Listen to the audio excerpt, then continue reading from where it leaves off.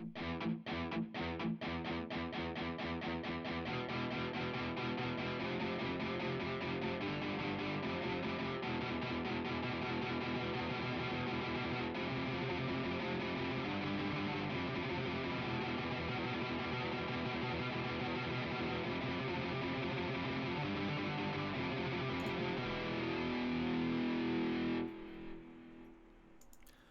morning, everyone. On today's show, we're going to be talking all about my first experiences with Baldur's Gate 3 yesterday and the fallout of that, including how often I'll be playing it and discussion about how it kind of fits into the streaming schedule and the business after how crazy good that stream did.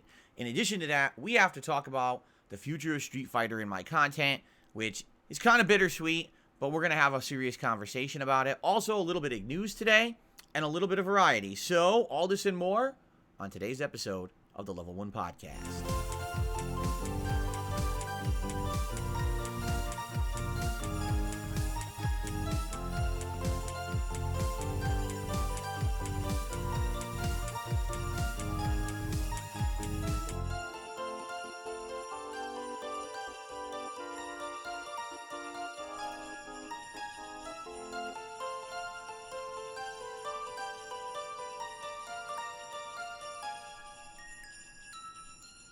Alrighty, good morning, everyone. Today is Tuesday, the 12th of December, 2023. I'm DSP, and I welcome you here to the show. We got a lot to talk about today. Let's jump right into it, since obviously everyone wants to hear about what happened yesterday, because there was a lot of interesting stuff that happened yesterday on my streams that we absolutely need to address. Some very good, some bad, as is with life, right? Life is a mix. It's not all one way or the other. That's a good thing. Rather have it that way, right? So let us talk, shall we? But by the way, here's Jasper Kitty to join us early. Joining us early today, Jasper. Anyway, so let's talk before we get to gaming today, which, by the way, today's streams are RoboCop and Like a Dragon Gaiden. A very different day today than what we did yesterday, that's for sure. But again, that's why I love being an interactive variety streamer. I don't just do the same thing every day. I mix it up. I get tons of different content on the streams, and any given day, we could have a totally different crowd. Just take a look. Today, we have, 200, 300 people on the podcast? But you guys are here for a different reason than the people who were here yesterday, who were all hyped for Baldur's Gate 3, right? And that's a good thing. That's why this number makes more sense when, well, not this kitty, but this number under his head makes more sense when you look at it in context. People say, well, I don't understand. If your average stream has 300 to 400 viewers, how could you have 600 members? Because that's how many people are on a stream at a given time, that's not the total number of people who watch my stuff and like it. You understand? There's different crowds that come in for different kinds of content, and that's why it works. In fact, there was a very interesting thing said yesterday after my stream of Baldur's Gate 3 ended, and I'm going to directly address it today, okay? Anyway, speaking of which, let's start at the beginning. Let's talk about yesterday's content, shall we? Let's talk about Baldur's Gate 3, how it went, what I think about the game, and its future here on the streams, okay? Cool. So yesterday was the premiere of Baldur's Gate 3. You guys had literally been asking me to play this game since the day it came out in August, which of course it wasn't viable. I don't have a way to play this on PC. I do have a mini PC, but that mini PC is not good enough to run the game at any feasible graphic settings. And my other PC is just strictly for capturing and streaming, so I really had no means to play this game. Then it came out on PS5 in September, but I was already getting into heavy other playthroughs, for example, Lies of P and stuff like that. So it just wasn't working. And I explained to you guys that if and when we got to a point where the schedule opened up and there was time to play a very lengthy RPG for a set amount of time, I would play it, but I didn't know when that was going to be, okay? So, I am excited to play the game. I jump into the game, and we've got, no exaggeration, by the end of yesterday's podcast, over 1,000 viewers on the stream. Now, admittedly, I know those weren't all legit my viewers. I think what happened was a few people perhaps sent others over because they were interested to see my, reaction to Baldur's Gate 3 in whatever way. I don't know. Some people rumored that it was certain streamers and stuff that did it. I don't know who really did it, all right? But it was nice to have that kind of day one hype for a game. I mean, no exaggeration, this year, I don't know if I had that level of hype for any game I played. Maybe day one Resident Evil 4 Remake, but that was about it. I can't even think of another game that I had like 1,000 viewers on stream for. I did have 1,000 viewers for drama, you know, whenever there was drama bullshit going on, like Comcast has my internet being screwed up and shit like that. But never did I have like a day one premiere that big. And here's the truth. If I had played Baldur's Gate 3 on release day, I would not have had that crowd. It was only because the game has been so applauded, lauded, praised, given Game of the Year award after Game of the Year award. Now that I'm playing it, it has that level of hype behind it. It wouldn't have had that hype if I had played it back in August. I'm just saying. So it kind of works out that I'm playing it now when more people actually know about it and want to see it. So, here's what I have to say. And I'm not going to go into monstrous, arduous detail about this. What I want to give you is my general thoughts about Baldur's Gate 3 after having played it for around 3 hours yesterday. Okay? The graphics are good. They're very good on PS5. They ran at a nice, silky smooth 60 frames per second most of the time. And the detail was great. The character models particularly look really good. The environments, well, some of them look good, some of them not as good. But definitely the production values show. Okay? Compare this to Divinity Original Sin 2, which I'm going to be doing a lot of comparison between the two because that's really the only other game of this style that I've ever played. For sure, you can see that there was a better budget, more detail. For example, the cutscenes, you're always zooming in on the characters close. You're not doing these up in the sky aerial drone shots like it looks like when you're playing Divinity. And as I said, the character models just look a lot better. So in that regard, it's more cinematic. It's more dramatic than Divinity is. So the story so far, we're only 3 hours in, and the story has just begun. I don't want to spoil it, but it's interesting. Like, I have absolutely no idea what's going on in the story because we're so early in. Plus, I've never played a Baldur's Gate game before. I've never played a D&D game before. So not having those backgrounds, I don't really have a frame of reference to say, oh, it must be this is related to this and this is going to happen because of this. I don't have any of that, right? So, because of that, it really is interesting. It's like a first-time experience for me, which is better, right, than if I'd gone in with preconceived notions of what the game's about and what it is. I like the fact that at any moment I have no idea who's going to show up, what's going to happen. Is someone going to join the party? Is someone going to attack us? You know, is someone going to betray us? Who knows? And it's kind of interesting in that way. It seems like right now, early on, what they're trying to do is early party building. It's like we just keep running into people who want to join the party. So that's kind of neat. I don't know if that will have any impact. Like, I don't know if there's limits on how many party members you can have. By the end of the first stream, I had 4 party members. But maybe there's more coming up. I don't know. I don't know how it works. But so far, in that regard, story's interesting. You know, graphics, cinematics, all good. Combat. Now, this is going to be... you know what I should say? Not just combat, but gameplay in general. This is going to be what I'm going to be critical of, all right? Because I'm going to be honest with all of you about this. As you know, I'm not going to sugarcoat it, okay? So many people told me this game is not Divinity Original Sin 2. Don't worry about that. If you play this game, don't worry. It's very different. You're going to like it. Ladies and gentlemen, this game is Divinity Original Sin 2 Part 2. It's the same stuff. It plays exactly like Divinity. The combat engine is nearly identical for me. I mean, the menus are different. The effects are different on the moves that I'm doing. But it plays just like Divinity. Like, there's no difference. It's top-down style angles. You have to have these painstaking moves where there's certain, distance you can move and rules to actions you can take during a turn and things like that. And, you have to know effects. Oh, you have to know this effect has this effect on this and has a chance to do this and may do this. You have to know how to target things properly because it's so intricate. Now, here's the thing. If you know the engine, if you get the combat, if you understand the gameplay, I feel like this game will absolutely shine. But as a newcomer, someone coming into this franchise, again, never having played a Baldur's Gate, never having played a D&D game whatsoever, the only exposure I've even had to this style of game was Divinity 2, I can tell you, this is a pain in the ass. This game is so complicated. because it has so many things going on at once that you have to micromanage every little thing.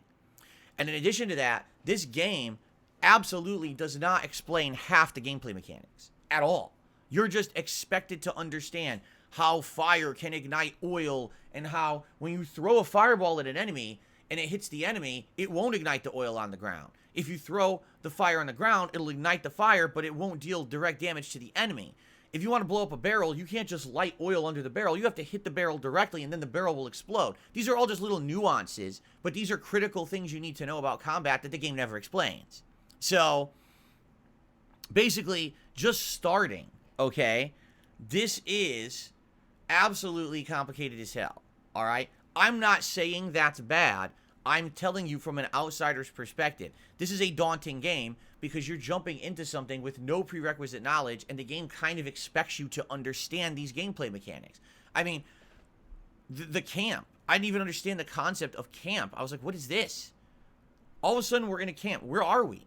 What is this? And people had to explain to me. So in this game, camp is a virtual area outside of the realms of the real map where you're safe, and this is where you can store inventory, talk to your party members, and do all this stuff. I was like, and when were they going to explain that? I'm here, but I don't even know where I am. Is this part of the map? Is there a dungeon over here? Can I be attacked by enemies? Should I be nervous? What's going on? Never explained. Just figure it out. That's what I mean. That's how the game is. Now, here's the thing. A lot of people like that. I remember, I will hearken this back to over 12 years ago, if you remember. There was a little game that I played in the fall of 2011. And at that time, I also had absolutely no prerequisite knowledge whatsoever of this game or the franchise or anything about it. You may remember it because some people think that it's a pretty interesting game. It's called Dark Souls. Remember that one?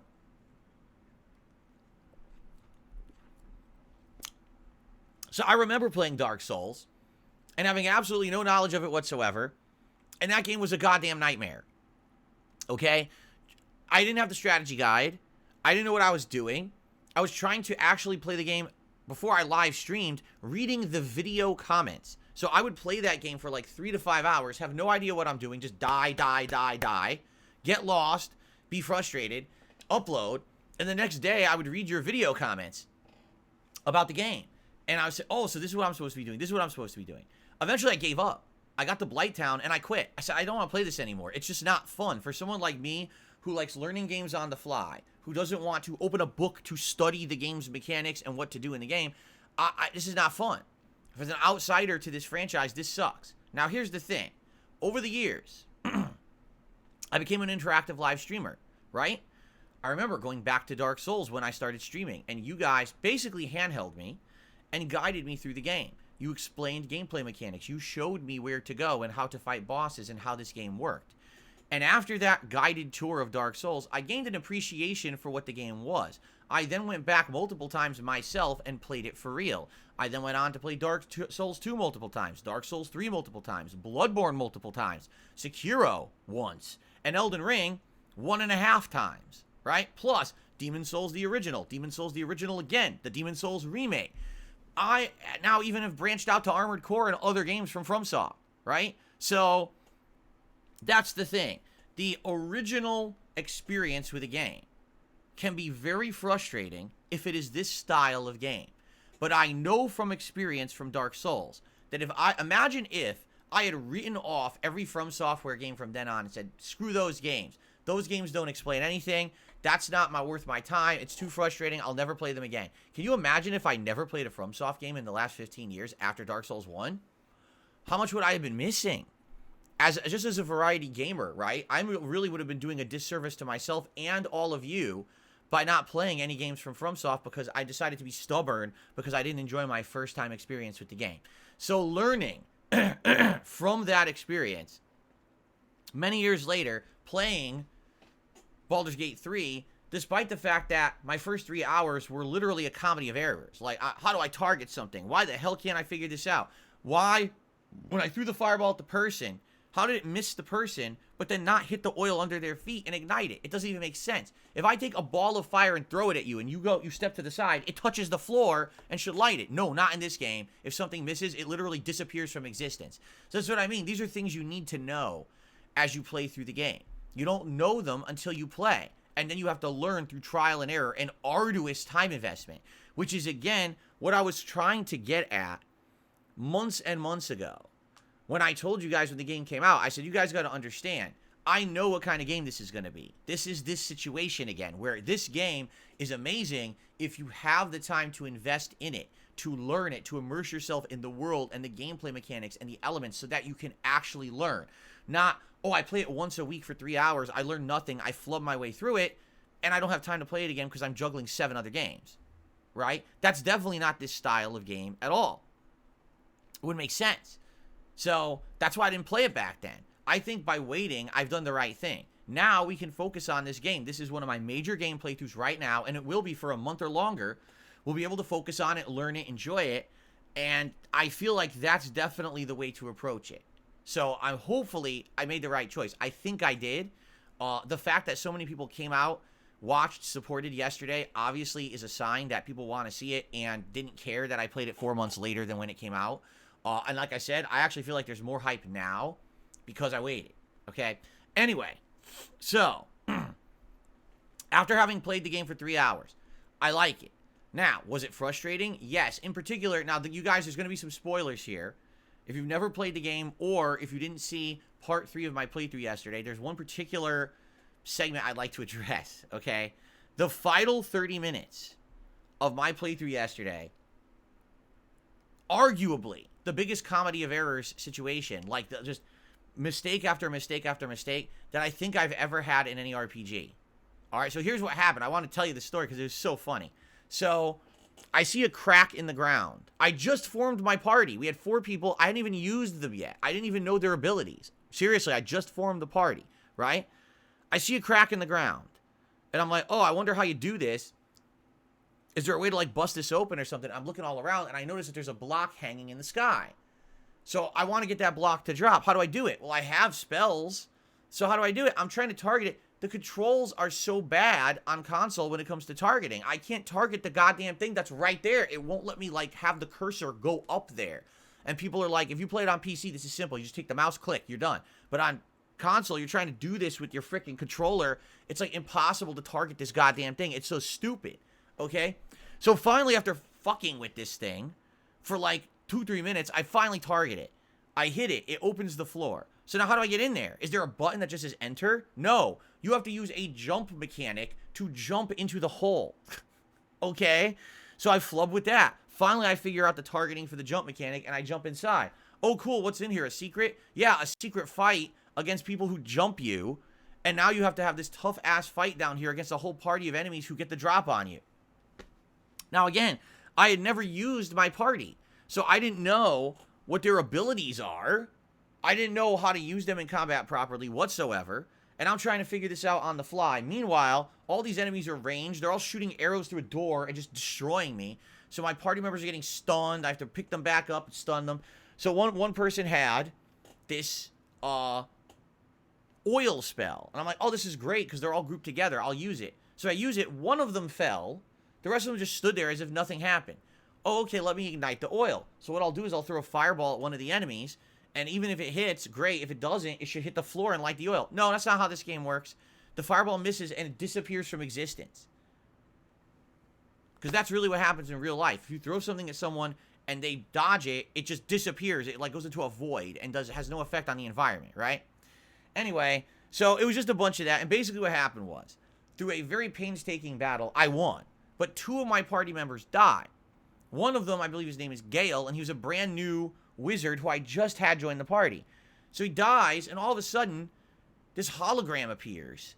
And it's him, but he's dead. And he's like, if you're seeing this, I'm dead, and you must revive me within 2 days. It's imperative that I come back to life, because I guess he's tied to some kind of plot line where he thinks he's super important and can save the world or something like that.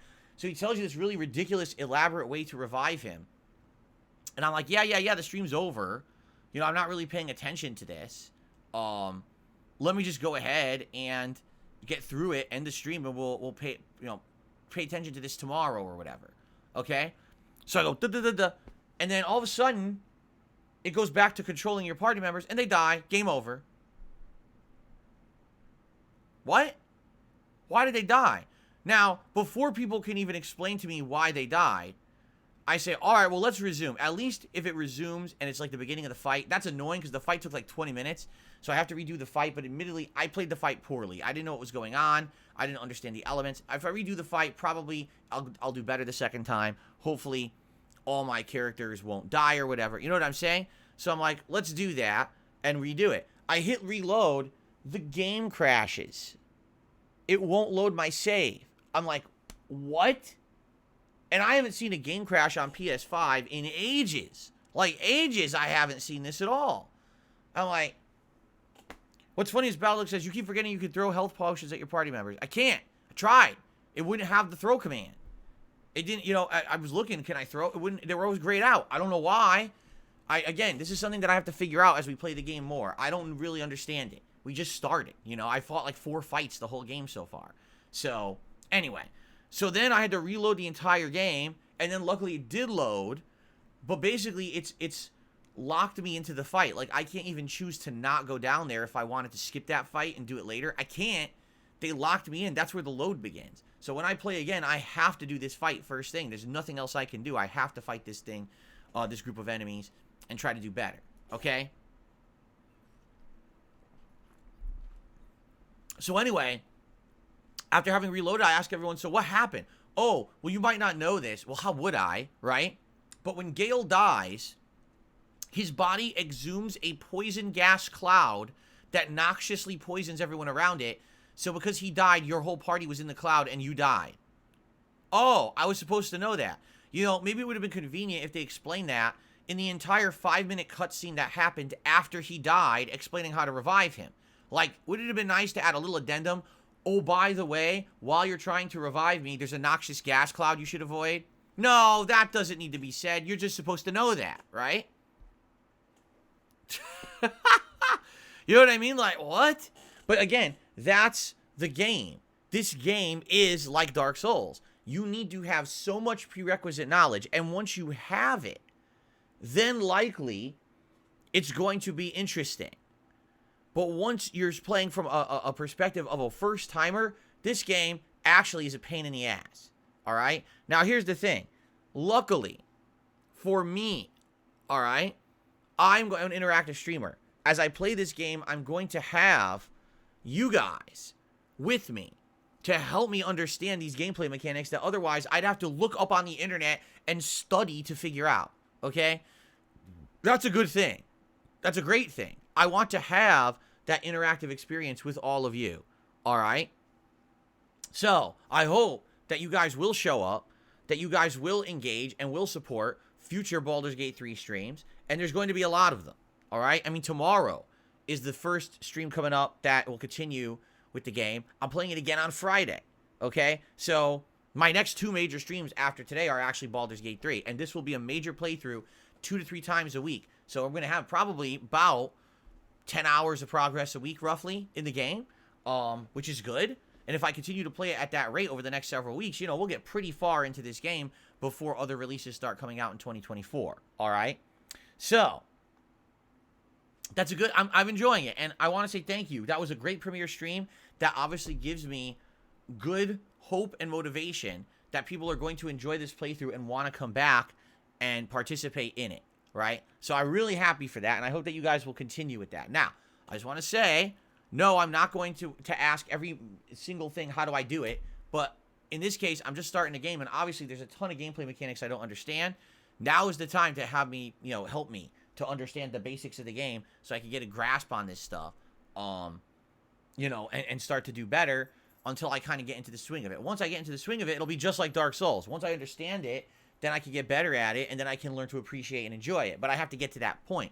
Thank God it's 2023, and I'm patient, as opposed to 2011 Phil, who's an impatient asshole, who just swears at the game, swears it off, never plays it again, until you guys, years later, as a streamer, convince me to play it interactively with you guys with summons and everything, right? So, I'm very happy that it went well, and I hope that it'll continue to do well. All right? We'll see.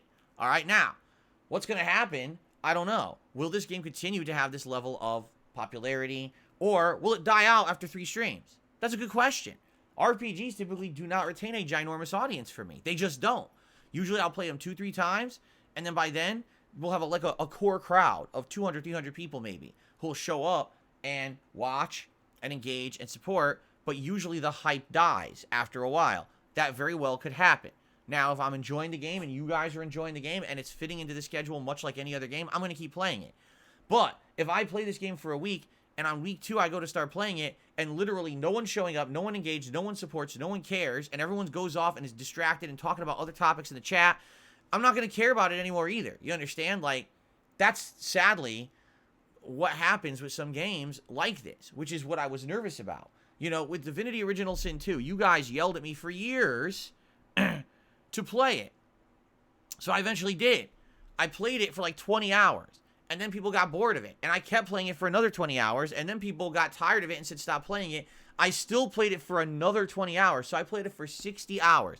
By the end of that playthrough, I couldn't get people to show up to stream. Everyone yelled at me, why are you still playing it? You should be playing other games. You're wasting time with this one, right? So that's what I'm worried about, okay? I am. I'm worried about the interest will die out. But let's see what happens. Maybe not. Maybe because this is Game of the Year, because it's got the hype behind it, maybe it'll you know, keep going. I guess we'll see. I really am happy that the stream went as well as it did yesterday, okay? Now, I will address direct criticism and suggestion that I received yesterday, because here's what happened yesterday, okay? That stream, on average, had about 1,000 viewers. At one point, we were over 1,400. By the end, we were around 800, okay? So people said, wait a minute, Phil, this is crazy. Look how many people you got on your stream. You should immediately change all of the streams for the rest of the week and keep playing Baldur's Gate 3. You shouldn't let the momentum die. You should keep it going. And I said to everyone, well, I'm not going to do that because I have a schedule. I'm a variety streamer. I have people who are expecting me to do various games that I've already scheduled out for the week. Just because I had one booming popular stream for this game doesn't mean that everything else now changes and makes room for it. That's not how I operate. And I got so much shit from people in the chat. Oh my God. Phil has no idea. Listen to this. I love this one. Phil has no idea how to operate a business. Someone actually said that to me in the chat. Me, someone who has run his own business since January of 2011, and I've done this for a living for 13 years, I have no idea how to operate a business, okay? Allow me to give you a comparison perspective to put this into a better frame of reference that maybe would make a little bit more sense, okay?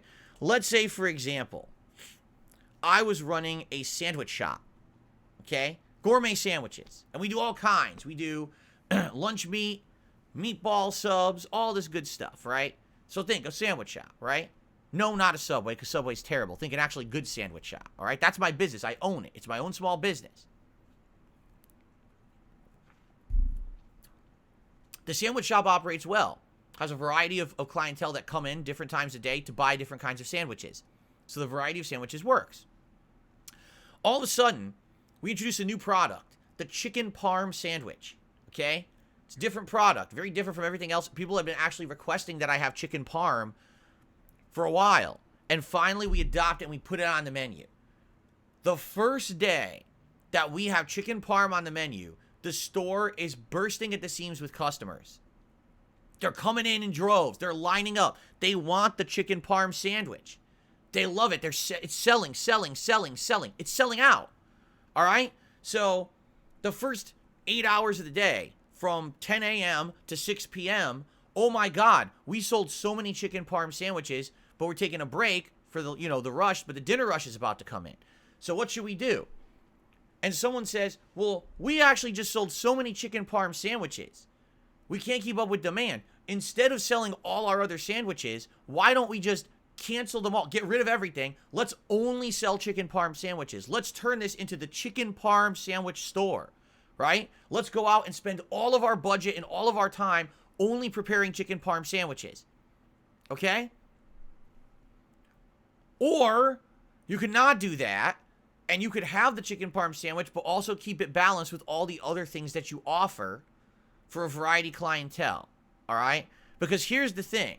If you only sold the chicken parm sandwich, here's exactly what would happen. That sandwich would continue to be popular for probably another day or two until everyone had a taste of the chicken parm. And then it wouldn't be as popular anymore. It would actually die out after a day or two, maybe 3-4 days, right? But what happened is, because all you did was sell chicken parm sandwiches, you didn't sell anything else. You don't have the ingredients. Your other customers were coming in and saying, well, I want a meatball sub. We don't have that. Well, I would like my cold cut combo. We don't have that. What about a Philly cheesesteak? We don't have that anymore. All we have is chicken parm. Well, screw this. I'm never coming back.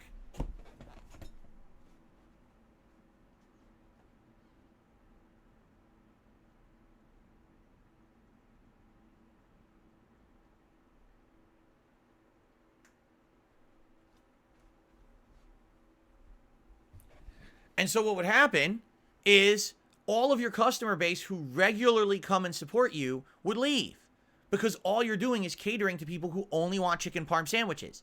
And once the hype for the chicken parm sandwich is dead, what do you have left? Oops, nothing. Because no one else comes to our store anymore because we ignored those customers. We didn't treat them with respect. We didn't basically say, hey, you're the ones who made us who we are. You're the ones who allowed me to have a successful business before the chicken parm came along. Right?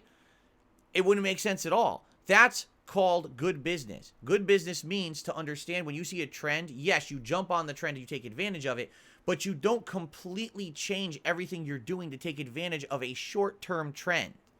There's a difference between recognizing something that could critically importantly impact your business in a positive way and entirely changing the way you operate to take advantage of something that's going to be fleeting. Okay? So basically, here's the truth. This is sadly what most YouTubers do. All right? Jasper, you're very silly. I'm trying to tell a point and you're standing on my lap.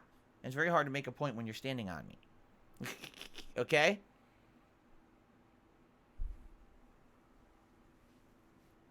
He's purring. So, here's the thing. Here's how all the YouTubers operate out there. Okay? Oh, there's a hot new game. It's the new viral game. It's the new Fall Guys. It's the new Among Us. It's the new Pizza Tower. It's the new whatever it is. Oh, we'll play it exclusively for a week or two. And then, oh, the hype's done, drop it. And that's what they do. Like, that's the formula they follow. They don't actually care about the content they're putting out. They don't care about the viewership. They don't care about putting out a good playthrough or something meaningful. All they care about is popularity, views, and money.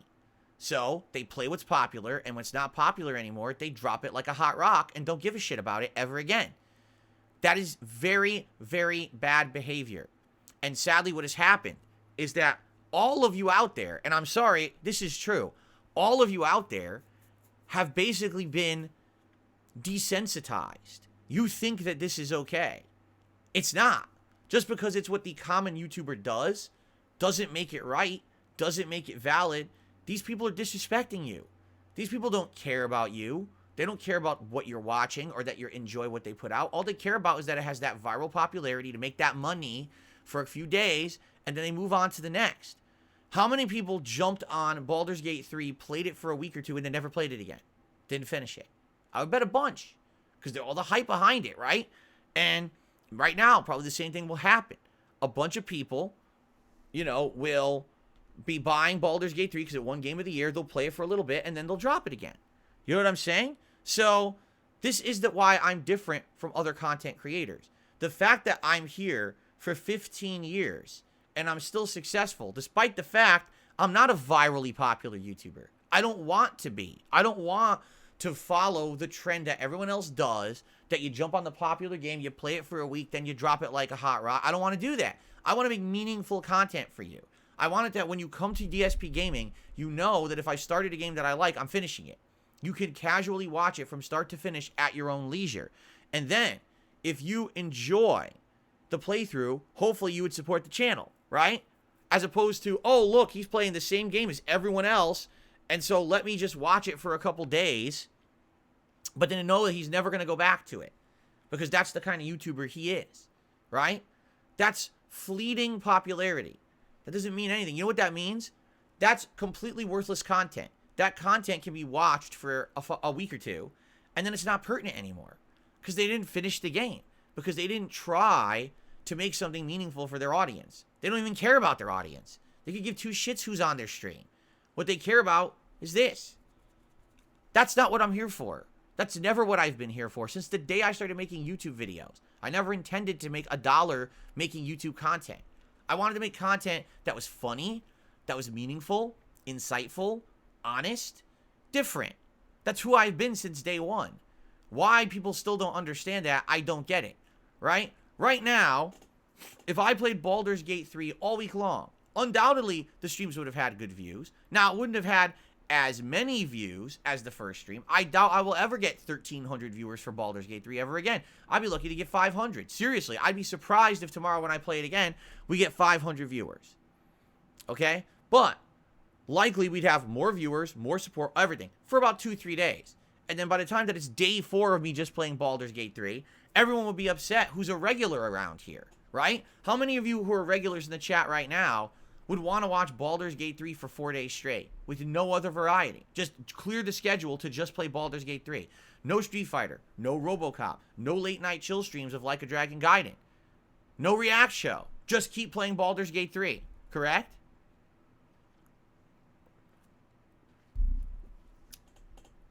Am I right or am I right?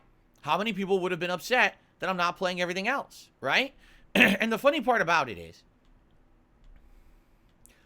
then you get people who say really, really dumb things. Like, well, if you're successful, then why do you have to ask for contributions? Because that's my model.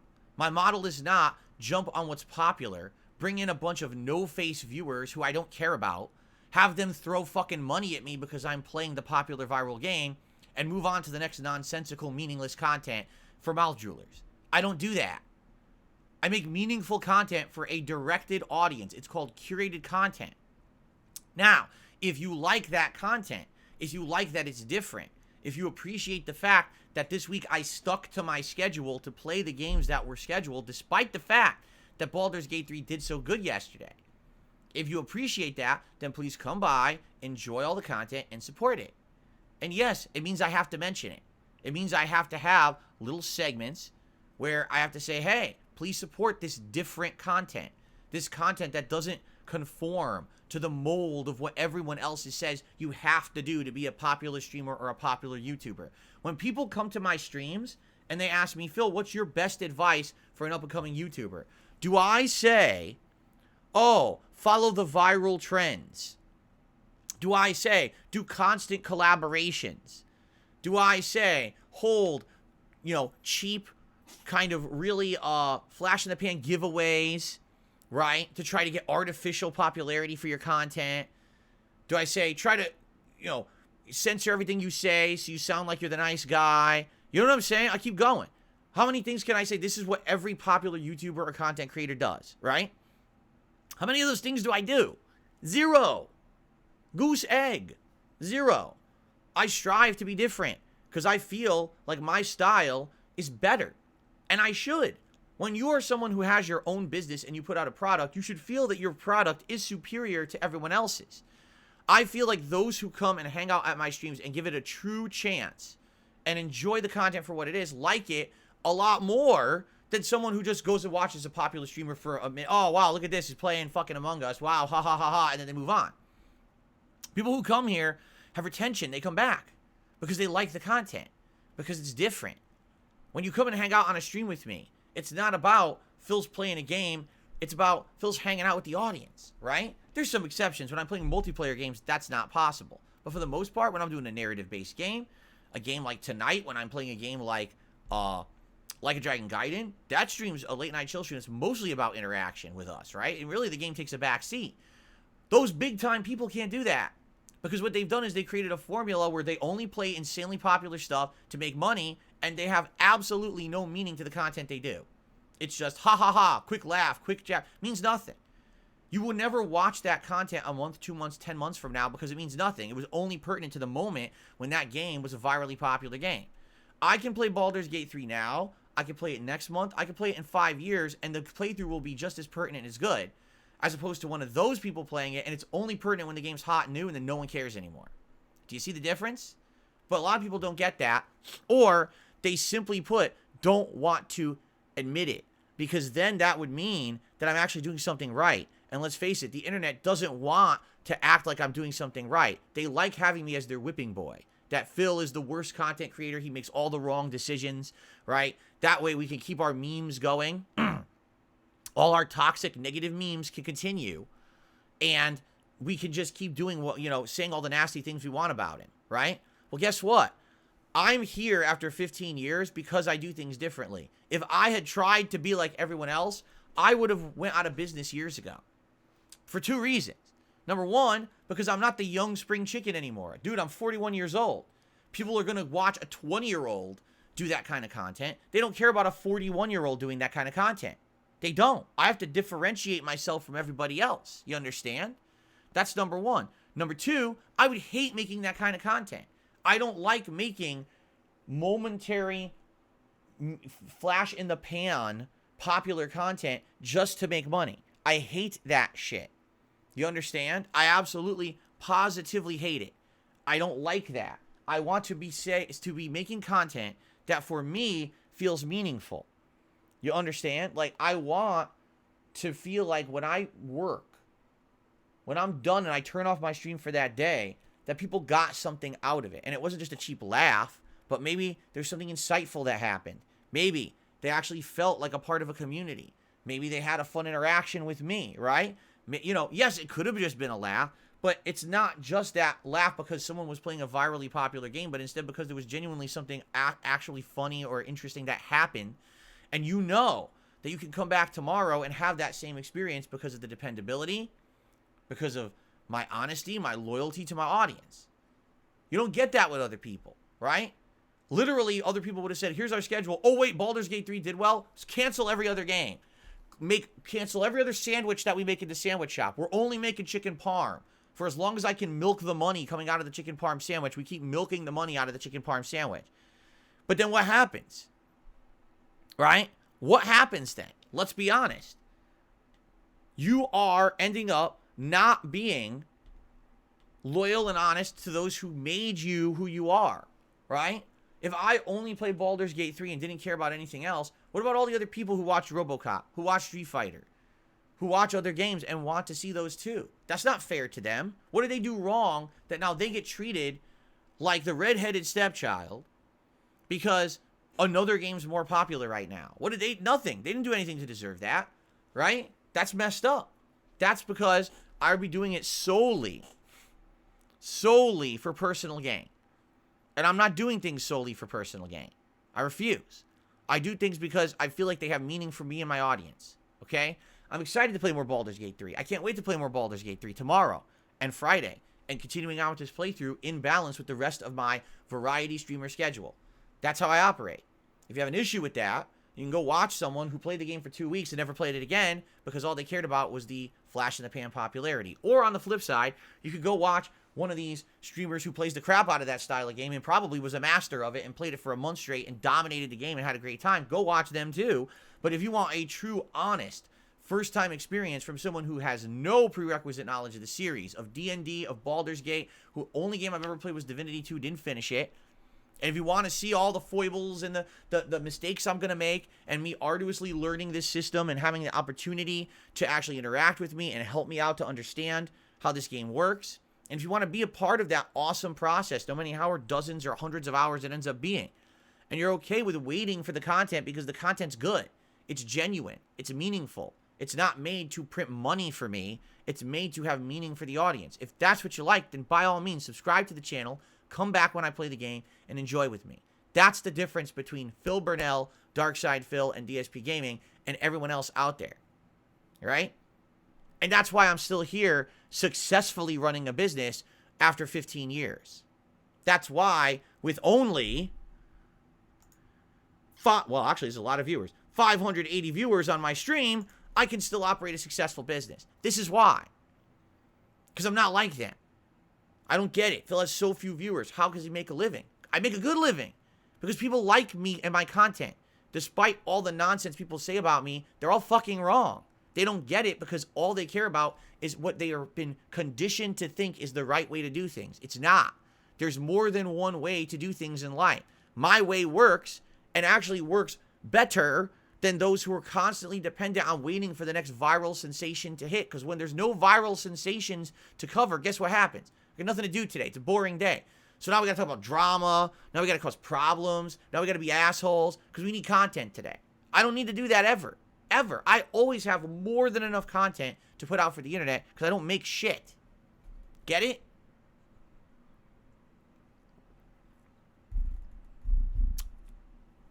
All right. Now,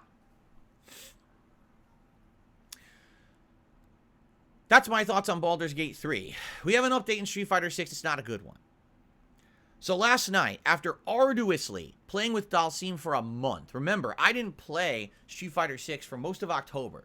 I brought it back around mid-November, and I started playing with Dalsim, okay? I played, I think, like 8 hours of casual play with Dalsim. Then we took him to ranked, and I jumped through ranked at a turbo pace, okay? I got to master level last night after one set. I played a Master Blanca, whooped his butt, and got right to master. And sadly, here's what happened, and this is really sad, and I mean that. Like, I'm not angry. I'm actually upset and sad about this situation. The moment I started playing people in master, the game changed. Every connection that I had last night was laggy, without exception. Every single match had moments where you're in the middle of gameplay and the game went boo and started running slow and had frame drops and had big issues with input drops and execution because the game's connection was bad. This happened every single match for 2.5 hours.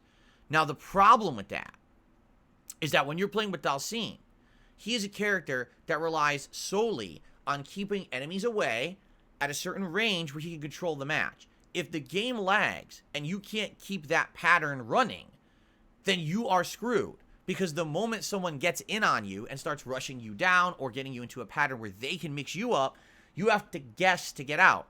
The game is so laggy at this master level. I could not react to what they were doing. A Cammy walking up and trying to throw me, and every time they throw, I go to throw break. Doesn't work, comes out late. Every time. I can't throw break. The only time I can throw break is predicting what she's going to do and mashing the buttons like a madman. Then sometimes I would actually break the throw early, right? Same thing with drive impacts. They were doing their drive impacts, and every time that I saw it come out, my drive impact, no, I get hit, mine didn't come out. Huh? Before I hit master, it was working. Watch all my gameplay crawling through casual and then diamond. I'm counter drive impacting people constantly. Constantly. But I can't do it in master. I can't throw break in master. Why? What happened? And I guess what people are saying is that basically what has happened with Street Fighter 6 is sad because the way the game works, okay? You can endlessly grind and suck in this game and still become master rank. The way that they made it is that you gain more points than you lose. So you could pick a shitty character like Ken or whatever, you know, an overpowered shitty character, and you could just mash your way through the patterns and get to master. And then when you get there, you're there forever. I mean, you'll lose all your points, losing endlessly, but you're still there forever. So what's happened is all the assholes who suck at this game played it enough now, because now it's been out for, what, over 5 months, and they've all reached master. So now, when you get to master, you literally go from better connections to worse, and you have to fight a player pool of laggy idiots who suck at the game, but get away with bad gameplay because their connections suck. And there's nothing you can do about it. Like, I try, you know, I'm selective. I'm only going to pick people with wired connections. It happens anyway. It's not the wireless connections. It's just the connections in general.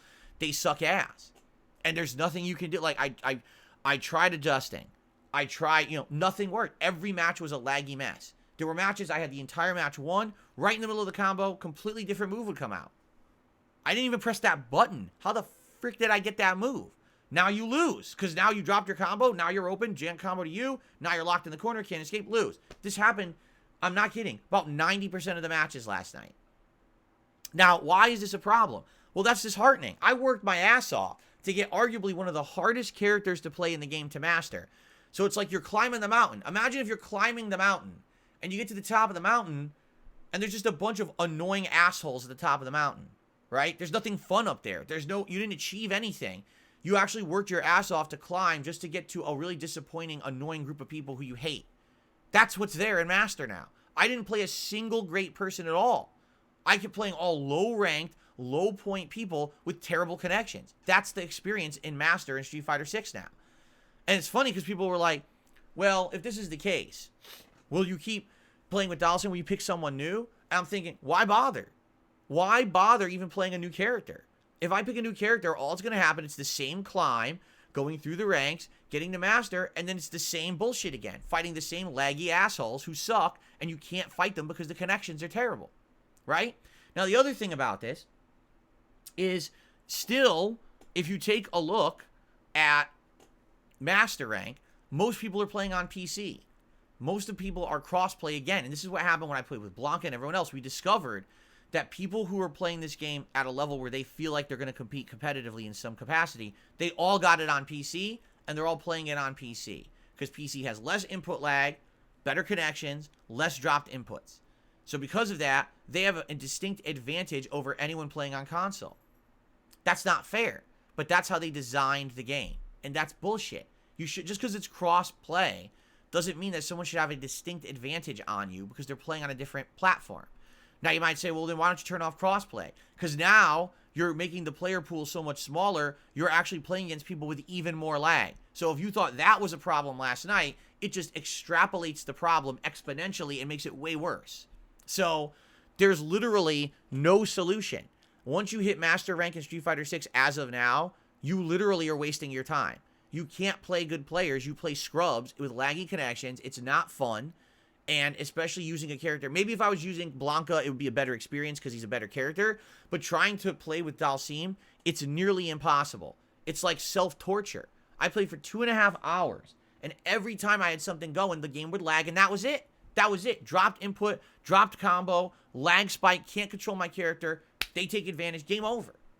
Well, how is that fun? I didn't make your fucking netcode.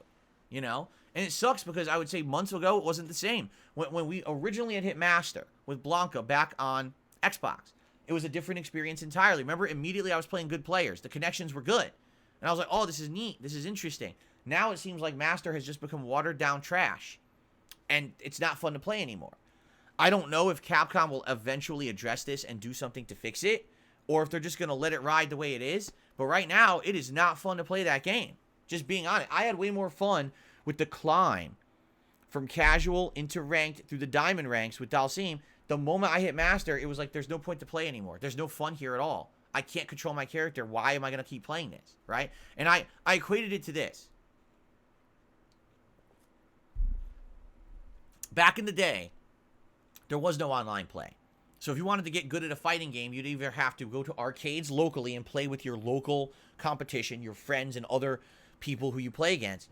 Or, once these games started having console ports, you go over each other's houses, play on Dreamcast, play on PS2, practice offline. So imagine you played and practiced hardcore for 2 months. You got really good. I'm ready. So now you go to the in-person tournament, because there's no online play and no online tournaments. You go to the in-person tournament. Okay, there's your cabinet. You're up and you go to play. Wait a minute, this cabinet barely works. The joystick doesn't work well. The buttons I'm pressing and they only work half the time. Oh well, just play. So I practiced for 2 months. I traveled out here to be in part of your tournament, and now I have to play on this shitty cabinet. Yes, this is the tournament. Go play. So of course you lose, and then you go home sour, disappointed. Wow, I feel like I just wasted all my time. That used to happen. That happened to me before in real life, and now I'm having that same experience online with Street Fighter 6. That's unacceptable. This is completely unacceptable. Capcom needs to address this and fix it. It can't just be accept that everyone got to master and now all the connections are shit and you're endlessly stuck fighting scrubs and there's no fun to it. No. It needs to be addressed. They need to fix the ranking system and reset it and have a way that it's going to be fun again. Because for someone who actually wants to get good at the game and play at a high level, that's the opposite of fun. You're climbing the mountain to get to the top and then you get punched in the nuts when you get there. Gee, thanks. That's really, I wanted to get Jimmy tapped after climbing Mount Everest. I really appreciate that, right? So you might say, okay, you definitely might say that it's time to retire Street Fighter 6. You might say that. Maybe you're right. Maybe it is time to retire Street Fighter 6. We've played it for 5+ months, correct? I've done a lot. I got 5 characters to master. Wait. 4 characters to master. Blanca, Honda, Lily, Dalsim. And I know now, quite honestly, that if I kept playing with any character, I'd probably get them to master too. If I can get Lily and Dalsim to master, right? I can probably get the better characters to master if I played, right? And I focused in on it. And, you know, I feel like that's it. Like, there's the challenge of the game has been beaten, accomplished. The only way for me to make progress further in this game is to buy a high-end gaming PC, to do the tweaks that I need to do to reduce input lag or whatever, and to make sure that essentially I have the ideal state, and then to try to play online again, and hopefully not have these online issues that I'm having right now. But I don't think I'm that serious. I'm not going to tournaments. I have no plans on becoming a competitive player in this game. I told you all that when I started playing it in June. I feel like I've kind of competitively done everything else that I wanted to do with the game besides play with every character. But again, what's the point of playing with new characters when you just get to master and then you get deflated because the game runs like shit at master, right? So here's the truth. Here's what I think we should do. And I'm curious to get everyone's opinions on this. This Friday, I want to do Friday Night Fights, and I want to try Dalsim one more time at master, all right? And I want to see if I have a different experience. Could it have just been a bad experience one night where the connections were shitty, and now if I play again on Friday night, will it be better? I at least want to give it another shot. I want to at least have a feeling of maybe some positivity that maybe that was the case, and maybe it'll be better. So Friday night, we're going to do Friday Night Fights with Dalsim one more time. We're going to see what happens. If it ends up being laggy, shitty, and basically just annoying as fuck, and I'm not having a good time anymore, I think it's time to retire Street Fighter 6 for now. I'll probably go back to it from time to time to check out the new DLC characters. For example, I'm very interested in how Akuma will play in this game. I really don't give two shits about this Ed character. I don't know who he was in Street Fighter 5. I think it's an idiotic move that they have him as a DLC character. But Akuma, he's a staple. I would absolutely like to play with him again. Okay? So we'll go back to it from time to time. Okay? But unless Capcom fixes this issue, I don't see the point of wasting my time with it anymore. It really is just a... By the way, the sun came out, which is why it looks so bright right now. It really does feel like it's a fruitless endeavor where I'm going to work my ass off just to be punched in the nuts. And I don't like being punched in the nuts. I have enough abuse in my life with other shit. I don't need to be abused because Capcom fucked this up and made their ranked system terrible once you get to Master. Okay?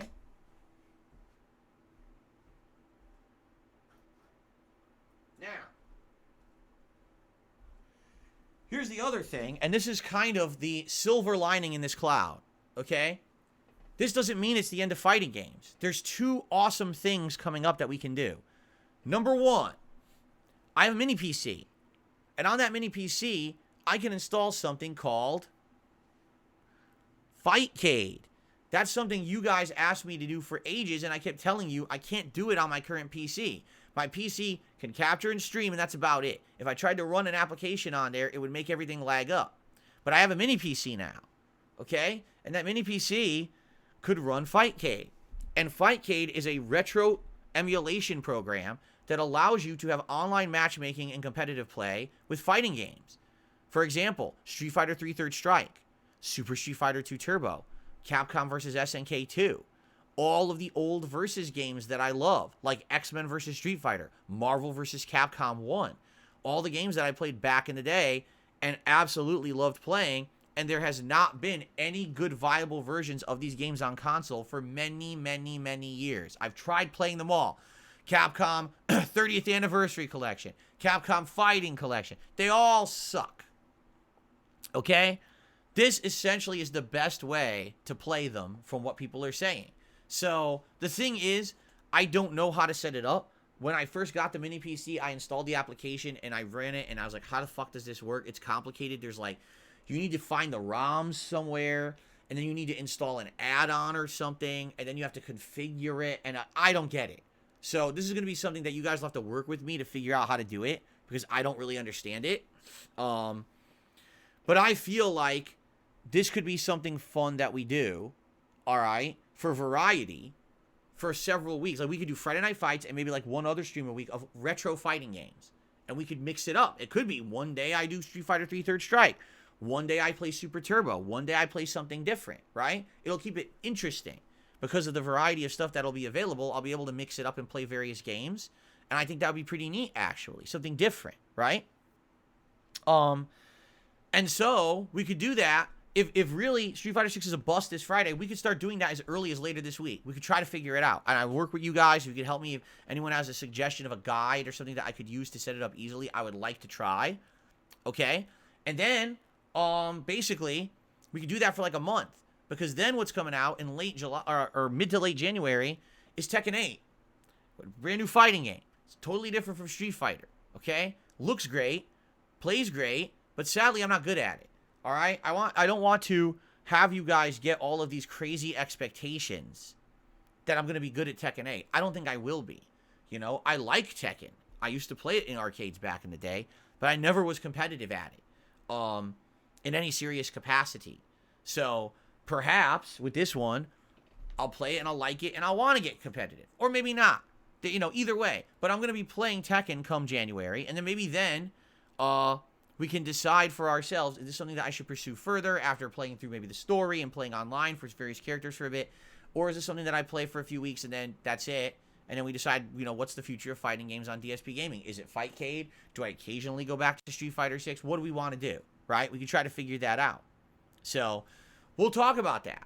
But I think that's what I want to do. This Friday, the last hurrah for Dalsim Street Fighter 6, see how it goes. If it goes well, maybe we keep it up. If not, probably time to retire it for now and then maybe move on to retro stuff for a month until Tekken comes out.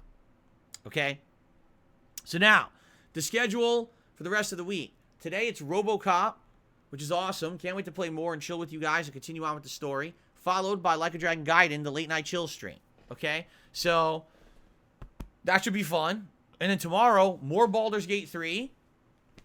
Tomorrow night's late stream will actually be Modern Warfare 3. Now, we have to figure out what you guys want to do. Do you guys want me to do a multiplayer stream where I do like Team Deathmatch, Kill Confirm, maybe some free-for-all domination? Or do you want to see more Warzone? I've now done 2 Warzone streams, both of which have done pretty well. Do you want more of that? You know, whatever you guys want, I'm all ears. I need to hear your input. I haven't really heard anything because we've all been talking about Baldur's Gate so much. We haven't really talked about anything else. So I'd like to hear your opinions. What would you like to see me do on Wednesday night for Call of Duty? Okay? Thursday, I'm off. Friday, it'll be more Baldur's Gate 3 and Friday Night Fights, Street Fighter 6 with Dalsim. Saturday will be more RoboCop and Like a Dragon Gaiden. Sunday's React Day. So on Sunday, we will do the React show. And then Sunday night, we'll do actual late night multiplayer, probably like Call of Duty or something like that. And then we'll mix it up. You know, the week will be a balance of all of these games. Okay? So there you go. That's the week. Ladies and gentlemen, it is late already because I talked so long about Baldur's Gate 3, which I'm not surprised that I went long about it. But we do have one news story today that I would like to cover. Ladies and gentlemen, it is time for DSP News, and it is time for a topic that we all knew was coming, but officially has happened this morning. As of this morning, it is 100% official. E3, the Electronic Entertainment Expo, once the biggest event in the gaming world, has been permanently canceled. E3 is no more as of December 12th, 2023. In a statement, the organizers said the following: after more than 2 decades of E3, each one bigger than the last, the time has come to say goodbye.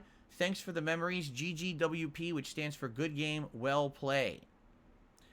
So for those who don't know, E3 has floundered and attempted to keep getting run for the last several years, and it just kept flopping. They wanted to do it 2020, but then COVID hit. They wanted to bring it back in 2021, but they failed to have protocols in place because COVID was still, you know, a thing. And basically everyone said, well, we're not going to attend it. So they canceled it again. And in 2022, they claimed they were going to bring it back, and then they canceled it. And then this year, they 100% were bringing it back. They were adamant. We're doing it. We have the venue. We're planning everything. And literally all the game developers said, we're not coming. Like, we don't know who's going to be at your event, but it's not us. Like, we just don't want to be there anymore. Now, you might say, why did this happen? Right? Why did E3 fall apart and crumble? Well, I've been talking about this. In the 15 years that I've been a content creator, all right, I've talked about this. I attended E3 one year, all right? And basically, here's what's happened with E3. I can tell you now from someone who's covered E3 from home as well as being there in person. E3 started out as a trade show meaning all the game media would go there. You know, everyone who worked for a gaming publication or magazine, a website, would go to E3, and it was the way to get insider info on all of the new games that were coming out. Why? Because there was no digital age yet. There was no YouTube. There was no Twitch. There was no digital showcase events.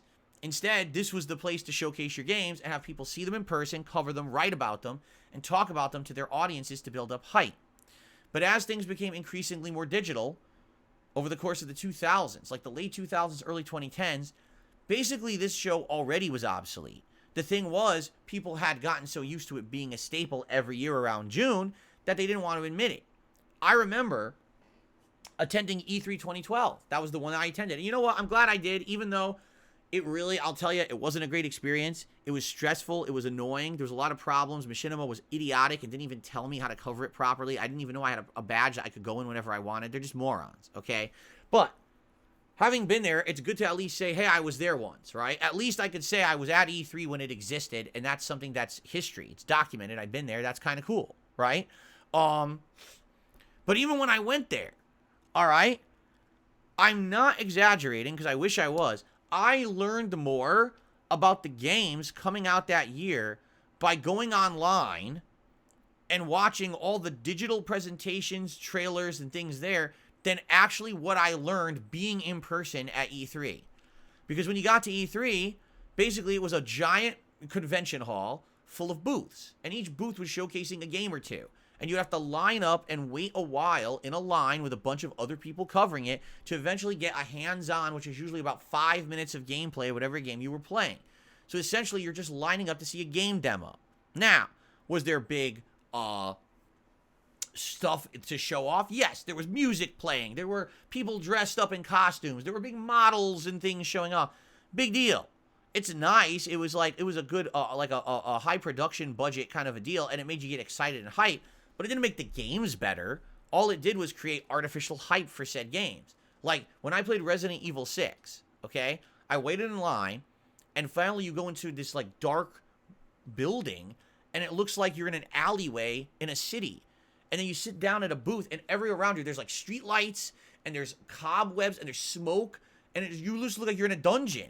And now you're sitting there, you're about to play Resident Evil 6 for the first time. You get to play it for like 5 to 10 minutes. And it was a demo stage playing as Chris Redfield shooting the flying mutation monsters, the Las Plagas monsters, whatever they were. Actually, they were the Ouroboros mutations, I think.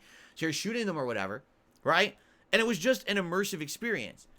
But you walk out of there like, oh, I'm kind of hyped for the game. Now, did it make the game better? No. Did the game sell well? No. In fact, it flopped, right? So being at E3 enhanced the experience of hype, but it didn't enhance the presentation of the game. People got a better idea of what these games were simply by watching the digital presentations online. So once we hit the digital age, E3 was already obsolete, but E3 didn't want to admit it. So what they ended up doing was try to basically put themselves on life support by trying to make themselves more pertinent. They actually turned to E3 in those last few years that it existed, like 2017, 18, 19. It actually became more of a fan convention than a trade show. They started selling actual tickets to people for exorbitant amounts of money. There were people buying tickets to E3 for $500 to $1,000 resold online just to go inside and see the same booths everyone else was seeing. There's nothing in there. You're just seeing booths. You get a 5-minute demo of a game. Whoopity doopity, right? It was just this weird elitist feeling that being at E3 made you somebody. It doesn't at all. You get more information sitting at home, you know? So basically, E3 was already on the way out. It was already outdated and people knew it. But E3 apparently didn't. And so when COVID hit, we already had our answers. Do everything digitally. And then you had Jeff Keighley step up and say, well, I'm going to do an all-digital event called Summer Game Fest to take over since there's no E3. And that was all that was needed, and that's the end of that. E3 can't even get companies to show up anymore, you know? And it's sad because what it does, it shows evolution, and it shows the sign of the times changing, and it shows that, sadly, E3 just couldn't think forward, right? How do we evolve in a time when everything's going digital, right? Really, for me, the biggest kick in the balls at E3 was when they were presenting The Last of Us 2, Sony, and so we're of everyone here at our show in an auditorium. We need everyone to leave the auditorium and go across the street. Huh? Yeah, so everyone had to wait like 20 minutes watching this presentation. What are we doing? There's nothing to do for 20 minutes while people cross the fucking street. They would cross the street, they would stand inside of a different auditorium that was decorated like a barn.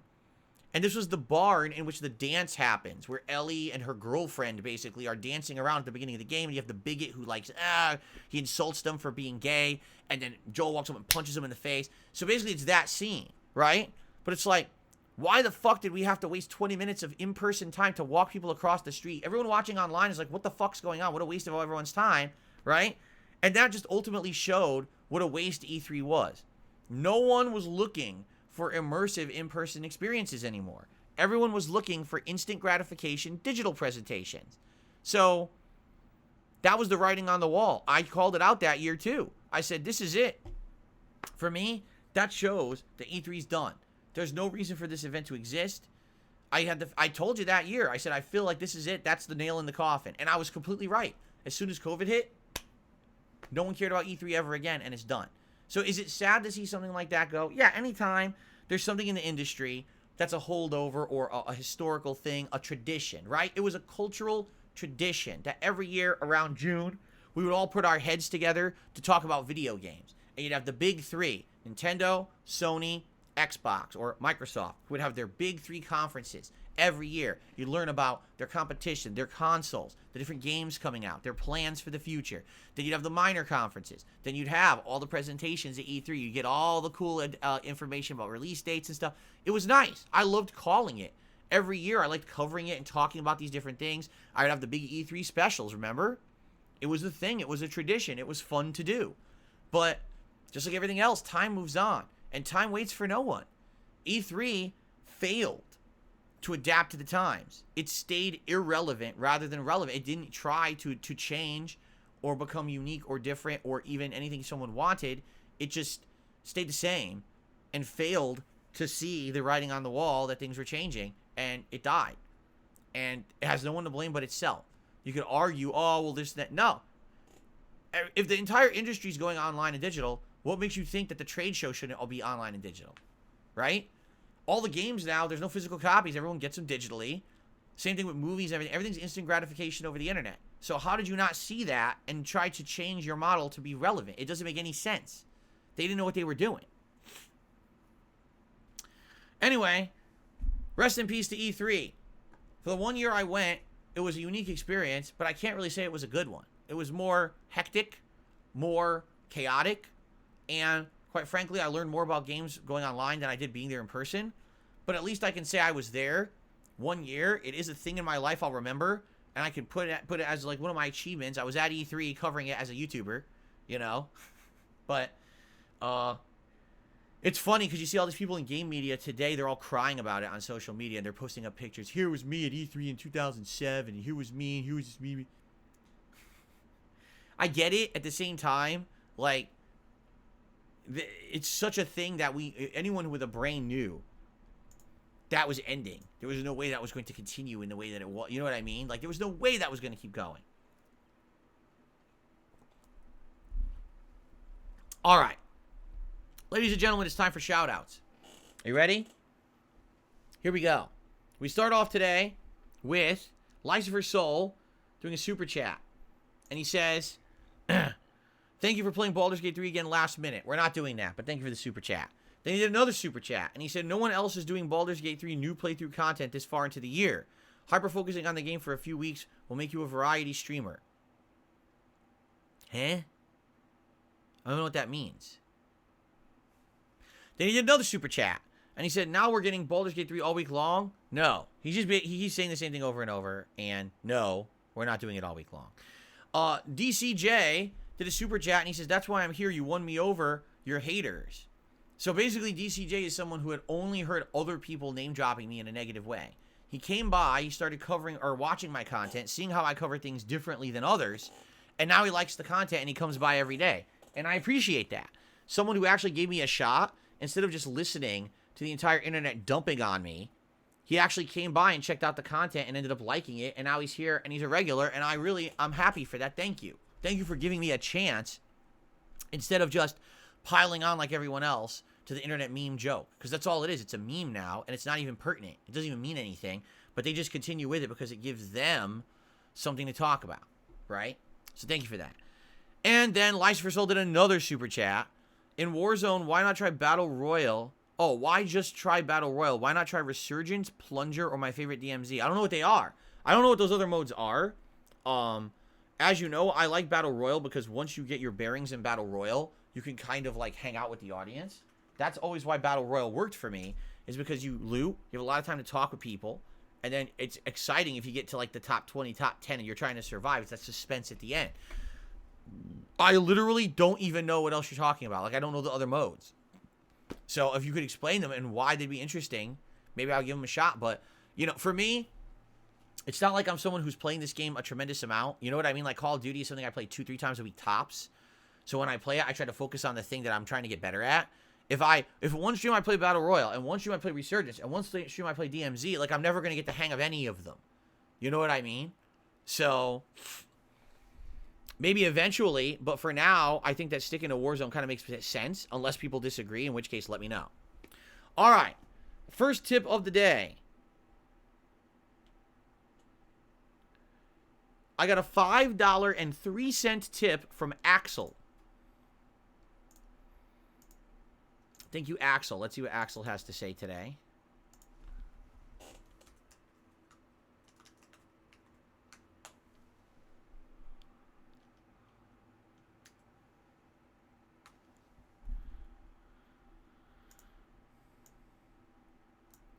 Okay. I've been watching some of your old content lately. I have to say, you've really improved as a content creator. It's nice to see a content creator who cares and respects their audience and thinks about what's best for everyone. It's nice to watch someone who seems to be honest and not hamming it up for trying to get money and views. Keep being you. Thank you very much. I appreciate that, Axel. I received another $5.03 tip. I mean, that's a weird amount. It's probably Axel again. It is Axel again. Okay, hold on.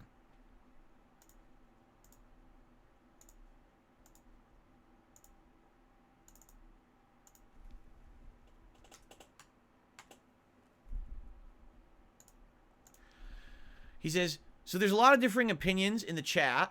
In the end, you've been doing this successfully for 15 years. Trust your gut. It's great to get feedback from your audience, but you understand your business best. Keep up the great work. Okay. Now, in regards to that, here's the thing. I am open to constructive criticism. Okay? If someone can say, hey, this is in best interest of this or that, and here's why, I listen. Right? But what's funny is when you say, oh, there's a lot of different opinions in the chat. Yeah, those are the contrarians. Those are the people that no matter what I say, they're always there to just say I'm doing it wrong. If I decided to play Baldur's Gate 3 all week long, I'd be told, you're playing it way too much, you're oversaturating, and now people are going to hate it because you played it too much. I thought you were a variety streamer. If I play it less, oh, you're not playing it enough. See, you're really screwing everyone over, and you're really screwing yourself over. You should just be playing this game exclusively. No matter what I do, the contrarians say it's wrong.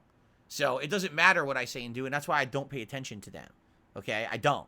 There's a difference between, hey, Phil, here's something that you could adopt or adjust and it'll be better, versus, hey, Phil, everything you do is wrong, and, you know, not even here's why, it's just wrong. Right?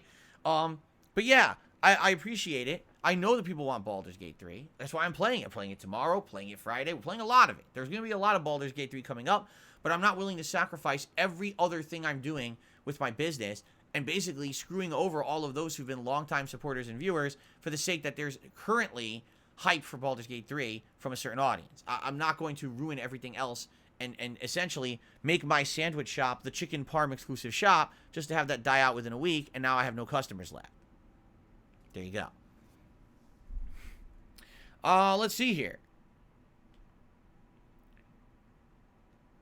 Wrong. This guy's a troll. Kiss my ass. I received a $5 tip from Tony Salami. Can you name one of your companions in Baldur's Gate 3 Tony in honor of me? If you do it, I'll donate again. From Tony Salami. What? Don't all your party members already have names? They do, don't they? I don't think we've had opportunity to name anyone besides your own character, right? I think I'll pass on the offer to name one of my followers Tony Salami. I appreciate that, but I think I'm going to pass on that one. I received a $20 tip. Let's see here.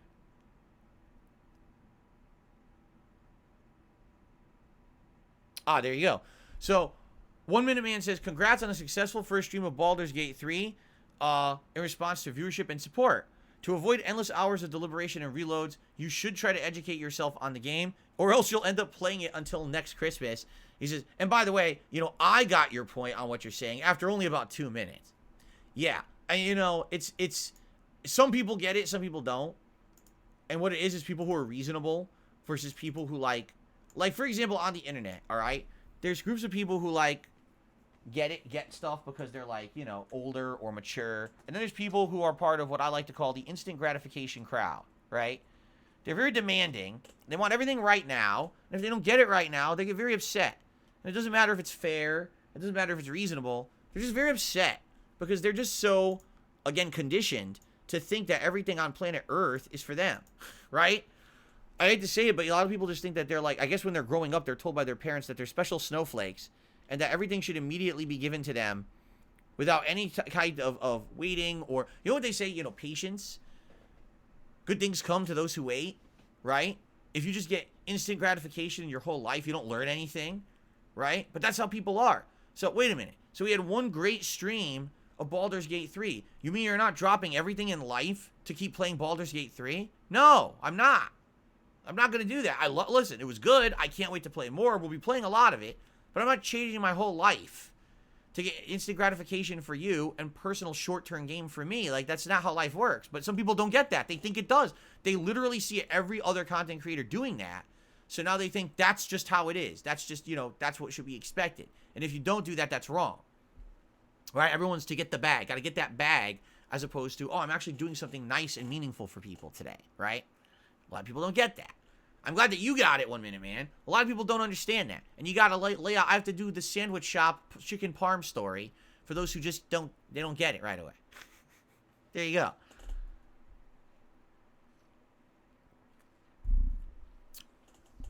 Okay.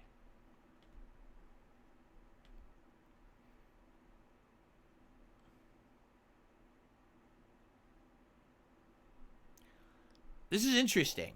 Someone named Willie tipped me $1. So listen, he says, I only ask this. Sometimes I tip you under $1. I don't work. I live off my mom's allowance. I know you won't shout out a tiny tip. Do you still appreciate tips under $1 or do you find it disrespectful? Do I find it disrespectful that someone would contribute? No. Why would I find it disrespectful? Here's the problem. First of all, I think this is baloney. Do I really believe this person is tipping with their mom's allowance? You have a mom's allowance, you have a PayPal account, and you're able to send me money. Sounds like baloney to me, right?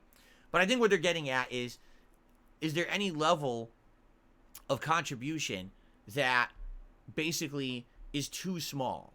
The answer there is no, but you have to understand that sadly, there are people who take advantage. And what I mean by that, I could tell you a story. When I first started being an interactive streamer in 2017, I was in the midst of my original Breath of the Wild playthrough. And I remember the day that I became an interactive streamer because I turned on my stream and I had pop-up animations and everything for the first time ever for contributions. And that day I had absolutely no limits because I didn't know what I was doing. It was my first day doing it. And immediately, moments after turning on the stream, people were doing 5-cent super chats. So literally it was pop-up, pop-up, pop-up, pop-up, pop-up, pop-up, pop-up, pop-up, never ending. And by the way, back then I actually text on the screen because I didn't know better. So it was like insulting message, insulting message, insulting message, insulting message, insulting message. So what we needed to do was obviously find ways to make it so that it's more viable. If I did a shout out for every nickel contribution I received, I would never play a game. It would literally be nonstop nickels because it's such a small amount. Everyone can afford to do that. I mean, for $1, you get 20 shout outs, right? So what I did is I made limits. Right now, the least that I'm going to do any kind of a shout out for is $1. All right? You can still contribute below that, and I absolutely appreciate that if you do. But I'm never going to shout out any contribution lower than $1. You know? I can't. It would just become such an arduous task that people would definitely take advantage of that. Okay? That's why I had to turn off, if you notice, with the pop-up messages, there's no text on them, just, you know, the name. Because people over the years, let's take advantage of this. Let's say nasty stuff on Phil's stream. Let's get it immortalized in his playthrough that he's recording. It becomes a competition, a dick measuring contest of who can say the dumbest thing on Phil's stream, right? So it's not worth it. It's a waste of everyone's time. It ruins the content. Just like, excuse me, just like with tip animations, I'll only play a tip animation for certain levels. You know, $5, what is it? $4.20, $5, $6.66, $10, $20, $30, $50. I'll do those increments, but I'm not going to be playing animations nonstop for those low amounts. You just see pop up, pop up, pop up. They do it on purpose. They're trying to distract. They're trying to derail, right? It's disruption. They like disruption. It's not that I don't appreciate it. It's that it wouldn't be viable. This isn't a stream that's just supposed to be me shouting things out constantly. There's actually supposed to be a gameplay element or a talk show element to it like we're doing right now. I would never get to the content that I want to make if it was just constant shout-outs for low amounts, okay? So that's why, and yes, I appreciate. Here's another factor that a lot of people don't realize.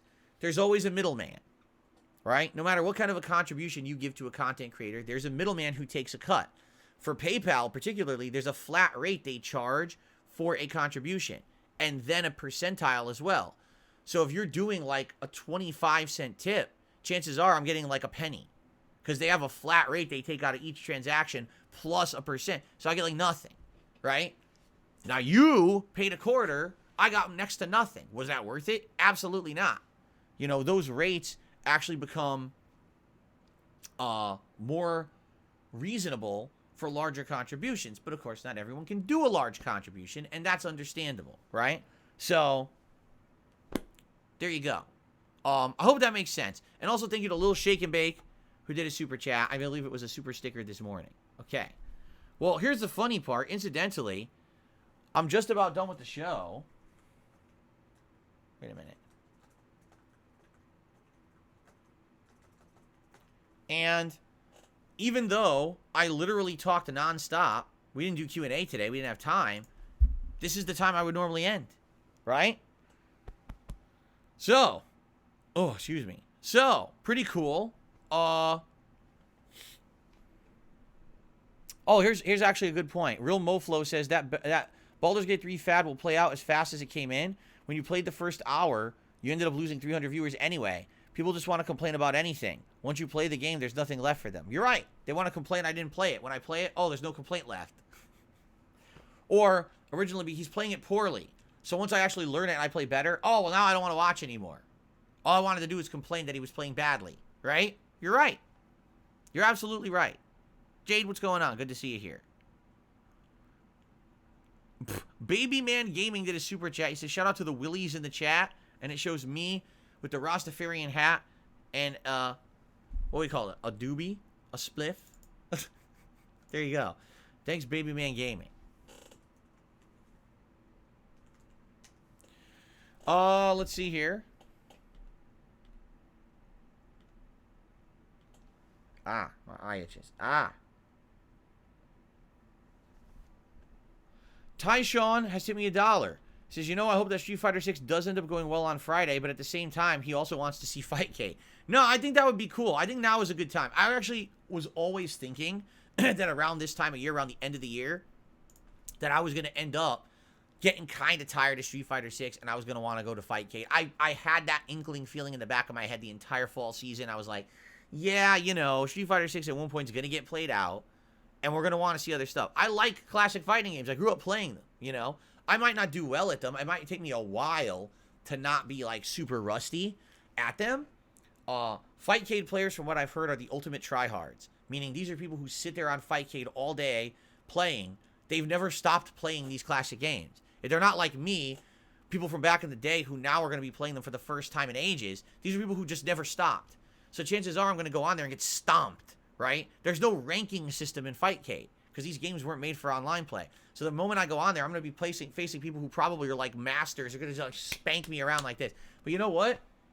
I'm excited to just play the games. I haven't played them in so long. I am hoping that the connections are good. I don't know. We'll find out. But I'm just excited to play the classics that I haven't played in ages. I really want to play the Versus series. I want to play some X-Men vs. Street Fighter. I want to play some Marvel vs. Capcom 1. You know, these games I haven't had a chance to play in a million years and that I really like. That'd be really neat. to play some of those. And we'll have to see, you know, what the communities are like on there, how many people are playing them at any given time. But I hope that it goes well. I'm excited for that. Let's see here. Boy, I wanted to end the podcast, but there we go. I got a $1.80 tip. Someone says, how is Fuckface today? Laughing out loud. Yeah, wasn't there a tipper yesterday whose name was Fuckface? Or did he call me Fuckface? Now I'm confused. Who's the Fuckface? I mean, there are times when I'm definitely a fuckface, but other people's are fuckfaces too. Maybe we're all fuckfaces at some point in life. It's something philosophical to think about. All right. I received another $5.03 tip from Axel. I know a lot of people like Baldur's Gate 3. That's great. As someone who religiously watches You're Like a Dragon 3 streams? Like a Dragon 3? I don't know what that means. You mean Like a Dragon Gaiden? Do you mean... I'm not sure what you mean by that. But anyway, it would suck to not see the end of it. I like that you're a variety streamer. I think there's enough content for everyone. Oh, what he's basically saying is he likes the Like a Dragon Gaiden gameplay. It would suck to see me play it less or not finish the game because everyone just wants Baldur's Gate 3. Exactly. And again, no, I'm not going to only play what's popular in the now in order to get, you know, that short-term benefit. I enjoyed yesterday's stream. Don't get me wrong. That helped a lot. And hopefully we'll have some of that continue as I continue to play the game. I don't want it to just end because I didn't play it endlessly. But at the same time, I appreciate everyone who's here every day, enjoying everything I do and my philosophy of content creation. And I thank you all for that. And I'm happy to do it, you know. Let's have a good day today. I'm really excited to jump back into RoboCop right now and see what the game has in store. I think we're heading into the 4th chapter now or something like that. I want more Like a Dragon. Tonight, we just unlocked a ton of new side content in Like a Dragon. Seriously. A whole bunch of new missions opened up, and now we're doing them. So tonight will be yet another fun late-night chill stream experience, which I'm excited for. So we're about to end the show, but now it's the first time I've even got to mention this, all right? I have 2 goals for today's daytime stream. I'm trying to hit 650 members. Now, we have a giant boost in members over the last couple of days. I have no complaints in regards to members. But it would be great to keep that momentum going for the holiday season. If you want to support the channel, maybe consider becoming a member or gifting some memberships to your fellow viewer. 650 would be a great goal for today. And I want to hit the tier 1 tips goal every stream that I stream. Right now we're at 43, so we're almost already there. And we haven't even booted the game yet. It would be great to hit that tier 1 and continue on. So thank you guys for your support so far this morning. Thank you for chilling. Thank you for listening to the Level 1 podcast. I hope you enjoyed it. It is now time to adjourn for the day. Tomorrow, I have no idea what we'll talk about. Maybe we'll do more suggestion box. Maybe we'll talk about the games from today. I don't know what we'll talk about, but it should be a fun day no matter what. And I certainly hope that you guys will join me for the festivities. Tomorrow's final podcast of the week, consecutive streaming week, I should say. And of course, tomorrow, it's more Baldur's Gate 3. All right, guys. Thank you so very much for watching the Level 1 podcast or listening. And I'll see you tomorrow. Peace out.